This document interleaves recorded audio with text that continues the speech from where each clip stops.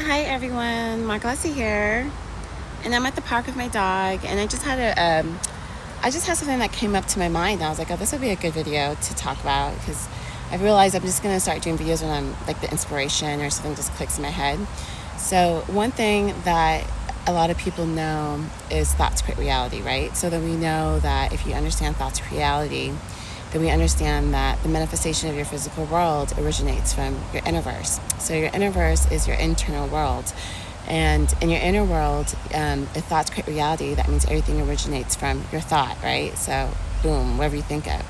And that's why in a lot of times when they talk about your thoughts, your inner dialogue should be beautiful, right? Because that's going to be the architect of your reality.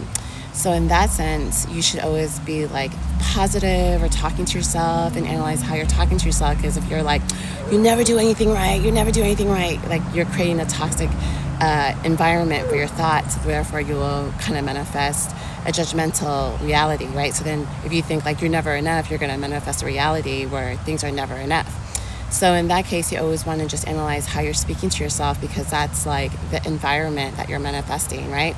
So a good analogy of that is you want to always manifest in a beautiful garden, right? So that this place made me think of that because I'm like in a garden. So I was like, you always want to manifest in a beautiful garden.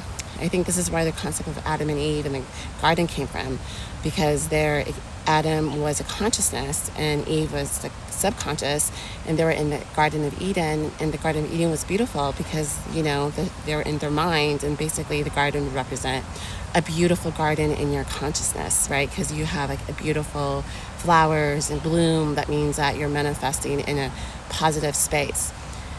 So in that case, that can go to us saying psychology, that we should really think about how we think of each other, like how we talk to each other, how our inner dialogue is, because that's kind of the manifestation of your outer universe. So therefore, when you're talking to other people, you know how people say, oh, don't be careful how people judge you because it's really a reflection of themselves.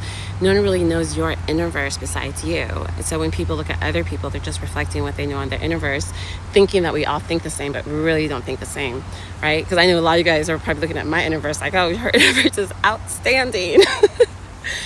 But with all that being said, then it realized that you had to pay attention to like the things that you are, like your consciousness and your environment, because your environment really affects your inner verse.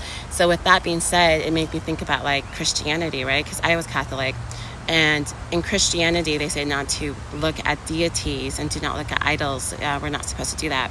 So when you look at Christianity, like the church Christianity, like you notice that they're worshiping Jesus dead on a cross. And according to the Bible and the scriptures, we're not supposed to be worshiping idols.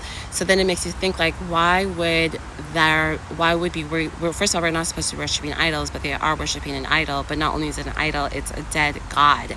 So then you're thinking about it like, okay, if we're worshiping a dead God and that's create a reality and things are like subconscious, and you really want a beautiful garden because that's where your mind's supposed to manifest. But if you're just inputting a dead God into your consciousness, are we somehow manifesting that in our physical world, or even just going further, like are we actually sacrificing Jesus? Because that's a sin, right?